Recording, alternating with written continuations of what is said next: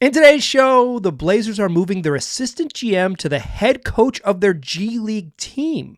What does this mean, and why did the Blazers pursue this unique setup? Welcome to Locked On Blazers. Let's get into it.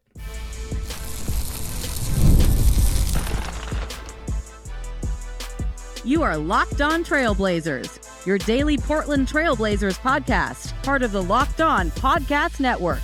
Your team every day.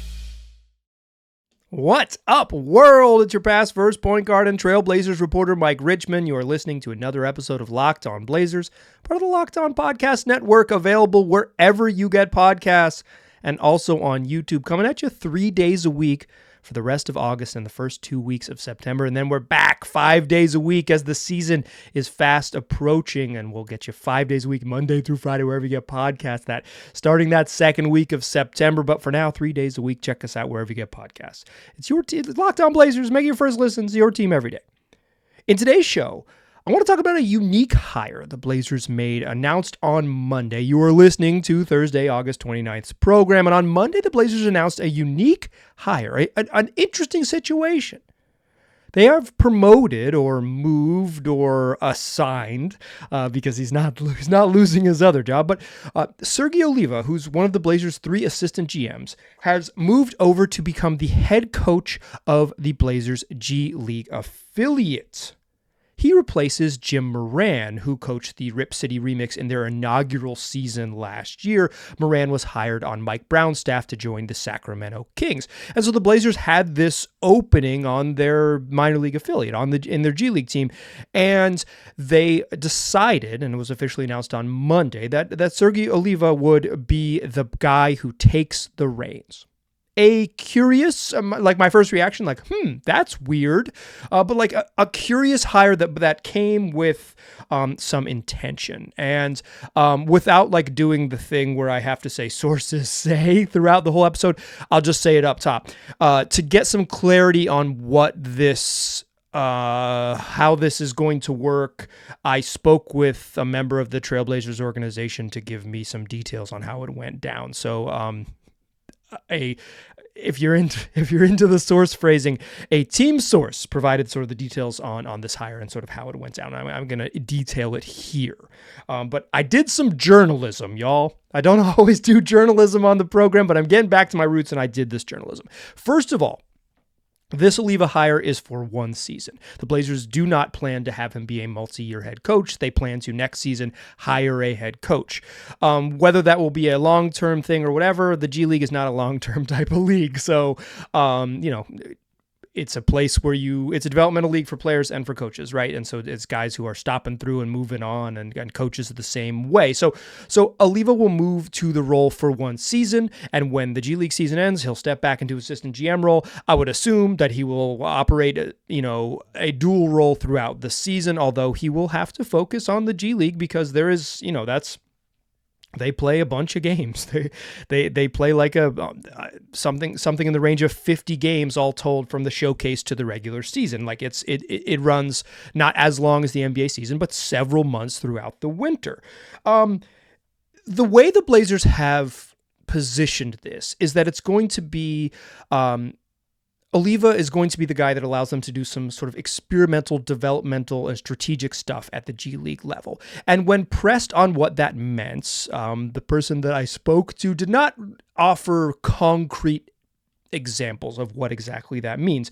But basically, here is how this hire went down. The Blazers have this vacancy, right? They've got this spot in the G League, and they're thinking to themselves, how do we want to move forward? What do we view as like the next vision of the G League for us? Like, how is this going to help us as a franchise? And they say, well, maybe we could use it to be sort of experimental with some strategic stuff, experimental with some basketball stuff, and to try to implement some strategies in a league where winning is not as important and development is, right? It's not a championship league, it's a development league. You can win titles, but like the point is development.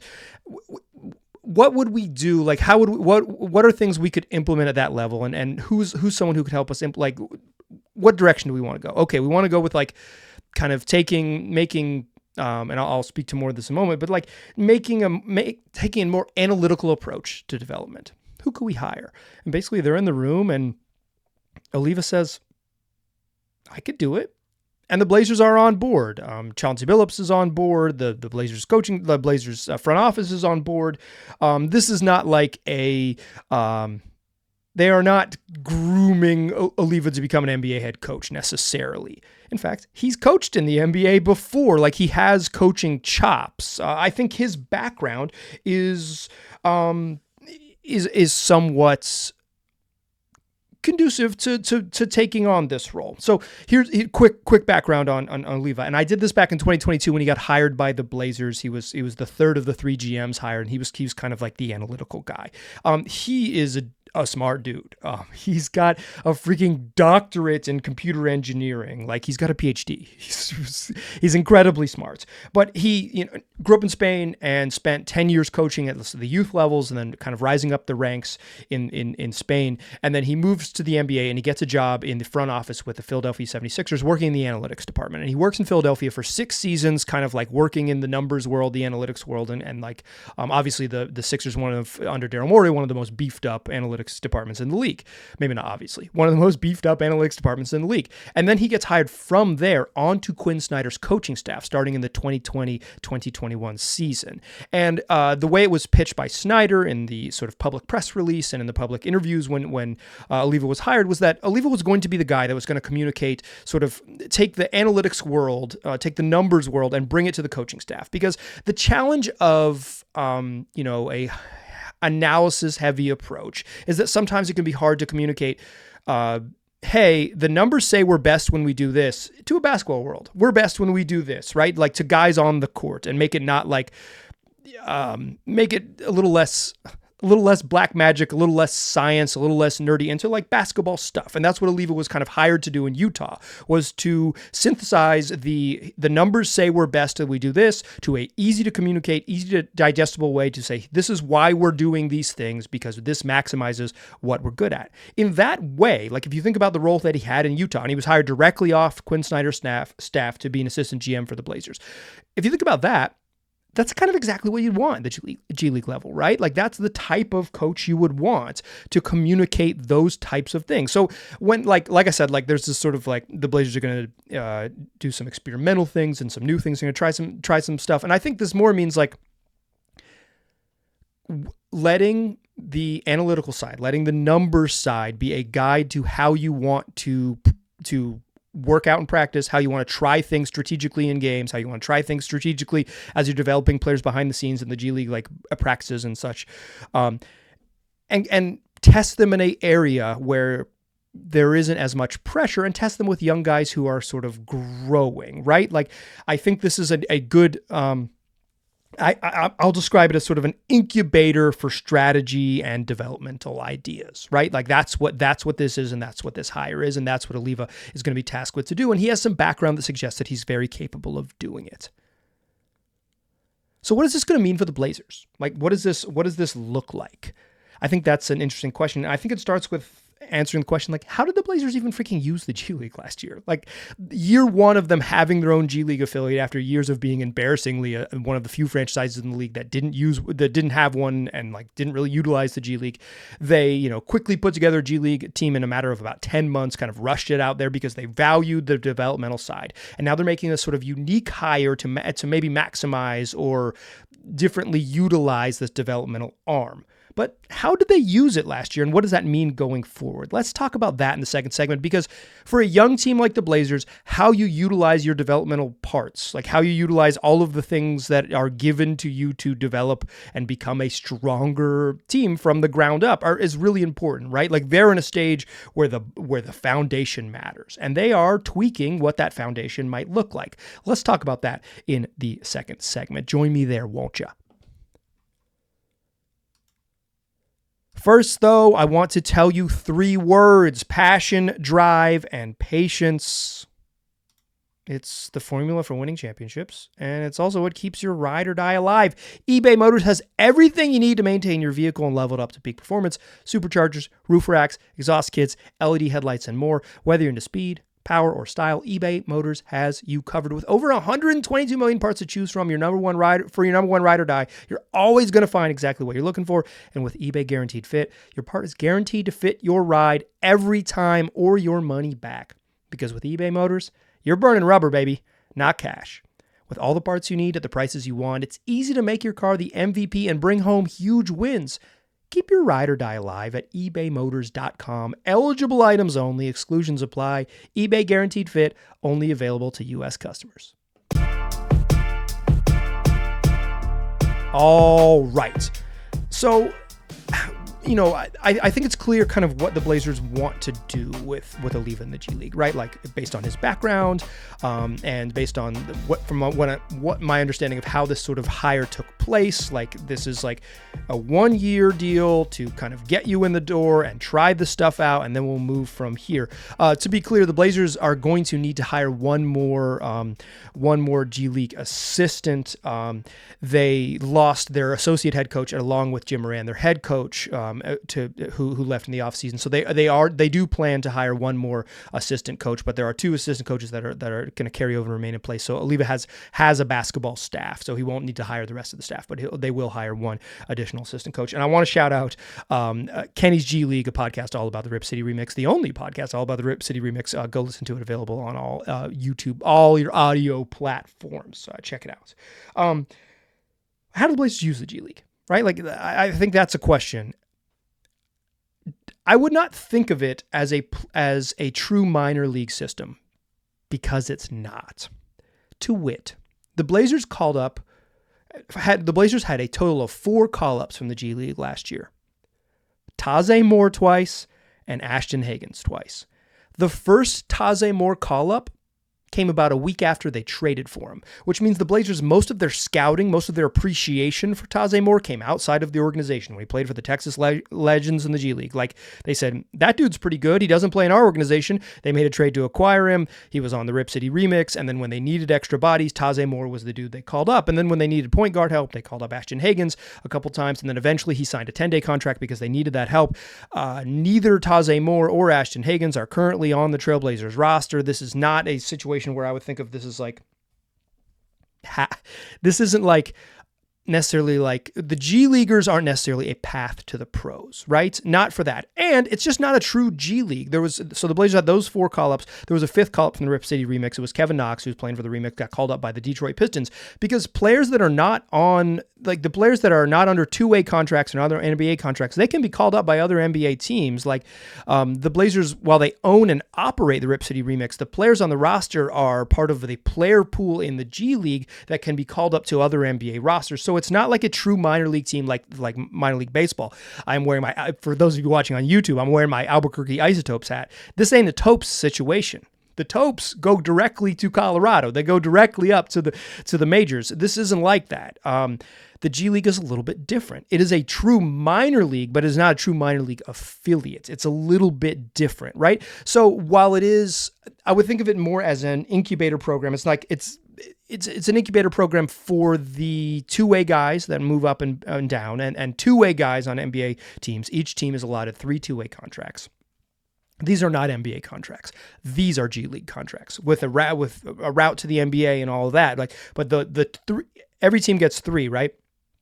So the Blazers only have 2 filled out right now with Bryce McCollins and Justin Minaya. They'll almost certainly fill their third spot. They would be irresponsible not to go in with all 3 for a team like them, for not to go into the season with all 3 spots filled. And you can, cut and move these guys around at any time. The 2-way deal is very, it is a tenuous contract, but it is closer to the league than otherwise, right? It's a good and bad situation. It's a good but tenuous situation. And the 2-way guys that move down, they're true affiliates, right? They're true, like they can move back and forth and be transferred up and down and all those things. And you have the rights to send down guys, NBA veterans, right? Like last year, Ryan Rupert played in the G League, Chris Murray played in the G League, Moses Brown played in the G League. All those guys are on NBA contracts and 2-way contracts. Justin Minaya played in the G League. Ibu Baji played in the G League. Jamari Bouye played in the G League, who was on a 10-day deal with the Blazers very briefly. Taze Moore, it's like you can use it, but I think I wouldn't think of it as like the Blazers are going to develop George Condit IV up and have him be their 5th big. That's not exactly how it works. Like that's not how you see the G League working. Perhaps it will. And I don't mean to say that like the way the Blazers used the G League in literally year one, the absolute first year they had it, suggests how they'll use it going forward. I just mean to like point out it isn't a true minor league affiliate, and the way they use the Blazers didn't like have a ton of dudes play a ton of minutes down there, right? Some of that was injury stuff, and they just like needed guys on the active NBA roster. And then at the end of the season, it's like Chris Murray's like starting NBA games. He's not going to be in the G League or whatever. But and like Justin Minaj is playing regular NBA minutes. He's like not going to be playing ahead of Ryan Rupert in the NBA. He's not going to be down with the remix, right? But I expect this season, Ryan Rupert will continue to get G League minutes, and I expect that the two-way guys, Minaya and McGowan's, will get some G League minutes, and whoever they sign to that third two-way contract will get minutes. And if the Blazers kind of figure out that this like incubator program, right, that this sort of like more analytically driven strategic and development plan does allow for them to sort of, it's not like they're going to figure out how to maximize guys at some unique way, but maybe they say this, it's like, hey, what we think, Ryan Rupert, is that you're absolutely the best version of yourself when you take two or fewer dribbles. Well, in the G League, you can come down to a game and we're going to set up all of your actions so every single time you have an opportunity to attack and be aggressive off 2 or fewer dribbles. Catch and shoot, 1 dribble pull-ups, 2 dribble pull-ups. Catch and shoot, 1 dribble drive to the rim, 2 dribble curls into the paint. It is that type of thing where it's like the numbers say this, how can we implement this in a real basketball way? Well, the real basketball way might mean like something as simple as like you got to set the screen a little bit lower and you got to set it at a flatter angle. Like that's what I'm saying when it's like the communicating from the number side to the basketball side. The basketball side can be like, we need you to set a screen lower because when you set screen lowers, it forces them to switch. And our numbers suggest that against switches, against bigs, Justin Minaya scores 1.2 points per possession. Well, we don't need to tell them about the points per possession, but we can tell them you do a lot better against switches. Set the screen lower because a lower screen forces a switch and a higher screen forces a guys to go under. Okay, we don't want them to go under. We want them to switch. Set that screen lower. Like that's the communication style. That's the strategic stuff you're trying to sort of implement, right? I think this all like the way the Blazers used the G League in year one was not hyper aggressive, right? They weren't hyper aggressive. They weren't bumping guys up and down a whole bunch. They weren't cycling in their own G Leaguers into the lineup, even when they were like in tank mode, right? But some of that is because they have a really young roster. They have a bunch of guys who are in their second and third year who are playing, right? Scoot Henderson and Shaedon Sharpe, it doesn't have a lot of value for them to go down to the G League. They need reps against the highest level of competition. Scoot did the G League thing, right? He doesn't need more of it. He needs to see if he can like figure out how to get his feet set for a mid-range jumper against the best athletes in the world, not like beat up on the G Leaguers, right? Or even like be decent against the G Leaguers. Same with Shaedon Sharpe. Jabari Walker doesn't need those reps necessarily. I would say like even this year, while it might at some point make sense to have Donovan Clingan go down there, depending on the health of some of their other centers, like depending on like what they do with Duop Reith and the health of Rob Williams, I think it's much more valuable to give Donovan Clingan minutes in the NBA because of where the Blazers are at, right? They're not trying to win. They're trying to prioritize development. But I think what this experiment can do with Oliva is allow them to say, this works. This strategy this approach allows us to maximize some minutes for our guys when we send them down because we have a really dialed in approach. And it allows us to maybe maximize some guys at the G League level. And then as you get better, finding guys on the fringes, and when you are trying to win at the NBA level, finding guys on the fringes that could help the back half of the roster because you have this really specific way you're approaching the G League, then it can help. So I'd say year one of this experiment is figuring out how valuable this is, right? And the Blazers are in a great situation where they can continue to experiment with how stuff works. Hey, did like this particular approach provide us any positive value, or was it about, negligibly the same and we should go back, or should we push it further? Like they're in a position where they can kind of figure out what it looks like. And because they're only in year two of even having a G League affiliate, they should test the waters. They should push, you want to push the edges, right? And I think for teams like the Blazers that are going to probably like the next version of the Blazers that's good is almost certainly going to be homegrown, right? Is going to be draft, develop, win. Like that's their path to being good. They can make some trades and obviously like you got to win some trades in there. The really good teams do it in every way. Like they sign the right free agent role players, they make trades that put them over the top, and they draft stars, right? Like that's almost the path for every team, right? Draft a star, trade for high level role players, trade for maybe your secondary guys, high level role players, and then in free agency draft the role players that put you over the top, or sign the role players that put you over the top. You'll have to use all of the parts. But the next version of the Blazers is going to be good, is going to be homegrown, almost certainly, and changing the way you approach the G League to figure out if you can maximize what homegrown looks like has some value. And yet, I look at this and I like the logic, I understand the logic, and I still feel like the Blazers are leaving a little bit to be desired. I feel like they're doing something that I see them doing in other places, and it's just not maximizing every chance. Let's talk about the chances and maximizing all of them in that third segment. Join me there, won't you? Still a pass first point guard. I'm still Mike Richmond. You're still listening to Locked On Blazers.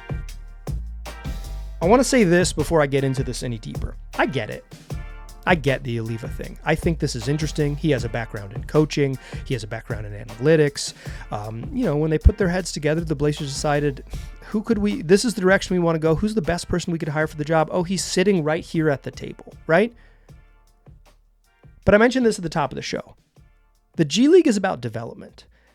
It's about development for everybody. It's about development for players who are on the fringe of the NBA and not going to make it, but are going to go be rich in Europe. It's about development for youngsters like Ryan Rupert and Justin Minaya, who get sent down to the NBA or sent down to the G League, sharpen their skills, get called up to the NBA, and are better players for it. It's developmental places for guys like Chris Murray, a first-round pick who's kind of out of the rotation and can't figure it out, goes down to the G League and gets some confidence and comes back and plays better, although still not quite there, but better, clearly better, improved from G League minutes, right? It's about using those minutes to develop. But it's also about development of coaches. And I think this is why I view this as not quite maximizing it, right? I like this idea in a sort of very broad strokes, right? Is that the Blazers use the G League as an incubator for strategic and development ideas, right? We're gonna play really different, like the old Rio Grande Vipers of the G League, who were shooting like a cajillion threes, and it was basically like a chance to see like, hey, for the Rockets, like a chance to see like, hey, does a team that pushes the boundaries of math, at what level can you win if you just say, hey, threes are always worth more than twos. Let's take some even low quality threes and get there, right? Like that. It's sort of, I get that as like a general idea. I think that is good, right? But I'd rather also develop a coach. If I were the person in charge of decisions, I'm not. I'm just some dude in the basement. My basement, not yours specifically. I'm in my own basement. I would say this is a really good idea. Sergi, you're in charge of implementing this, and we're going to hire a coach to implement your vision. Because if the Blazers, the G League can be an incubator and a strategic place and a developmental place for coaches as well. Why not hire a young coach who you think, certainly the Blazers know much, much more about the sort of the breadth of all of the good young coaches in the world than I do, right? Why not hire someone who's on your short list and say, hey, welcome, you can have the job if you do exactly what we have. Like we have this exact vision, right? Particularly because the idea is to only have Oliva do this for one season. This isn't a long-term plan. This is can we implement this? Can we put it in? What does it look like? And then we'll move on from there. The Blazers do not plan to have Oliva do this the following season. This is a 1-year deal, and I don't understand why you wouldn't hire a coach just to do that.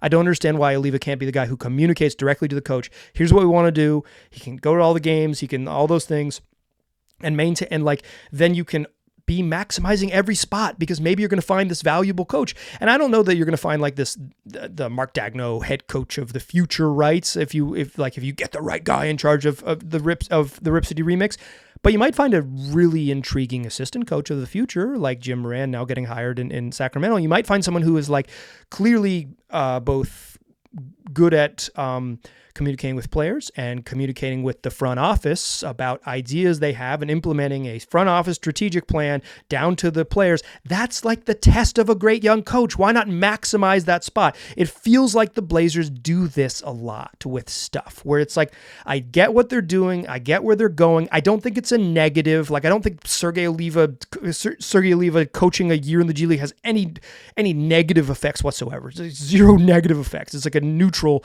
The worst it could be is neutral, right? And it could be deeply positive. But it just doesn't feel like they're maximizing every single spot. And I kind of feel like this. They approach it the same way with their coach at the NBA level. It's like, it seems pretty obvious that Chauncey Billups is not the long-term solution for the Blazers. It seems pretty obvious that they're not going to, if they wanted Chauncey Billups to be a long-term solution, you know what they would do? They would pick up his option for the following season, so he wouldn't be coaching a lame duck year. Instead of letting him going into the season coach a lame duck year. If he's not the solution for the long term, what are you waiting for? I don't think Chauncey Billups is going to hurt the future of the franchise by coaching this season. I don't think he's going to stunt anyone's growth. But if you're not if you know he's not part of what's next, if you know he's not part of what's next, and you know you're not that close to what's next, why not just hire someone who could get you to what's next? Why not hire someone who you believe is part of the future? Why wait? And I feel like they do this at a couple different spots, right? Is that they just, I don't think these are necessarily detrimental decisions, right? Like, I don't mean to paint them as like, this is a terrible mistake that sets back the franchise. Like I said, this is at worst neutral. At worst neutral. And I kind of feel the same way about Billups. It's like neutral, right? Maybe like the lack of creativity on offense like makes their young players look a little bit worse than they are and things feel a little bit worse. But like, even a really good coach isn't going to coach the Blazers to the playoffs next season. Like, even a Hall of Famer, like, go find Dr. Jack. He's not going to make this team into a playoff team, right? The talent is what it is. And I don't think Billups is like I said, don't think Billups is like poisonous. And like I said, I don't think like making your assistant GM the head coach of the G League is poisonous to the plan. It just doesn't seem like you're maximizing every single thing. And if you're in the position like the Blazers are, really far away from what you're going to eventually be, hopefully, near the bottom of the league and just like overall raw talent, maximizing every single inch has to be the path forward. And not in like this sort of like cold-blooded humans don't matter type of way, but just like hiring a young coach of the G League and maybe hiring, like, just moving on to the guy that you think is next, as opposed to letting a guy play out a lame duck season, even though it's like seems fairly obvious from everyone who's around the team that this is Chauncey Billups' last year and he's ready to be done with it. Like, not maximizing those spots seems a little bit odd, right? It seems a little bit odd. I kind of feel the same way about like their sort of, capital P patience with the roster. It's like not maximizing, not moving forward. Seems to be in a way like, I don't know if punting is the right word, but in some ways you're saying, we're okay. We're okay being where we are. Like, we can tread water for a second because we have like we have the luxury of patience. And for me, it's like, it's not even about the patience thing and like, trading Jeremy Grant or whatever. It's more about like, if you don't maximize every opportunity, when your biggest chances come, if you don't maximize the small stuff, when your biggest chances come, are you positioned to get the most out of them? Again, I think this is at worst a neutral idea. I really understand it. Like, I see the vision here. It just strikes me as another one of those things where I wish they'd just gone a little further. I wish they'd just hired a young up-and-coming coach to implement this exact plan, with Oliva overseeing this exact plan. And that way you're getting to see the most out of a young coach. You're getting these opportunities. And it just seems that, to me, that seems like the path. If the Blazers develop into the greatest G League incubator program that we've ever seen, come back to this program. The thing about me, I talk to a microphone about 250 times a year about the Portland Trail Blazers. I like being wrong. It's interesting to me to be incorrect about stuff. So yeah, come find it. I feel like I see the vision, but I wish they would see it a little bit further. Speaking about being incorrect about stuff, you know what this podcast is? It's basically a Dairy Queen podcast. I mentioned on the show on Tuesday that the Blazers, that the Portland, Oregon didn't have any more freestanding Dairy Queens within the city limits, and that's untrue. Multiple listeners, including my man David P, sent me notes to say that there's a Dairy Queen on 60th and Duke in Southeast, and then I was like, well, shoot, if there's one on Duke, there might be others. And yeah, there are. There's a couple on Division out in the triple digits, like 140th and 170th. There's one pretty deep out, like 175th and Foster in further southeast. I live pretty far west in the city. I live in North Portland, pretty far west. Those are far from me, but I misspoke, and I apologize. Locked On Blazers regrets the error. What I should have said was there are fewer Dairy Queens in close proximity to the river. Rest in peace to the one in Selwood, to the one in St. John's, and to the one by Franklin High School, which is really not that close to the river, and it's like on about the same latitude as the one on 60th and Duke. So maybe I'll hit up the one on 60th and Duke and get a Dairy Queen. Also, in addition, a bunch of y'all told me that there are Dairy Queens in Hillsborough and Beaverton, and I believe you, but that's not the Portland city limits. And I will say this, the one on Garden Home is Portland's street address, but that's Washington County, and to me, that's outside the city limits. To me, that's the Sunset High School of Dairy Queens. I got a bunch of friends who went to Sunset, and they always like to tell me they grew up in Portland, and they did. I seen their street address. I've been to some of their parents' homes. It's true, but that's Washco. And I don't mean to gatekeep. Like, I think Metro Portland is all the same thing. I'm just saying, like, when I'm talking about freestanding Dairy Queens in the city, I was wrong, and I apologize. This is a Dairy Queen based podcast, I guess. I do enjoy a sweet treat, and I'm going to go get myself one. That's a correction for you. Friday, we're going to do another one of these. You listen to Thursday, August 29th show, and we'll have one more on Friday for you on August 30th. Do me a favor, tell your friends about the program. If you're listening to this in August, you're like a half hour into a Blazers podcast, and I just spent 2.5 minutes talking about freaking Dairy Queen. You legally have to tell a friend who likes the Trailblazers that they should check out Locked On Blazers. Tell them that they can get it wherever they get podcasts and also on YouTube. It's free on all platforms, 3 days a week for the remainder of August and the first 2 weeks of September, and then we're back to 5 days a week. Come back for Friday's show. I appreciate you listening. I'll talk to you soon.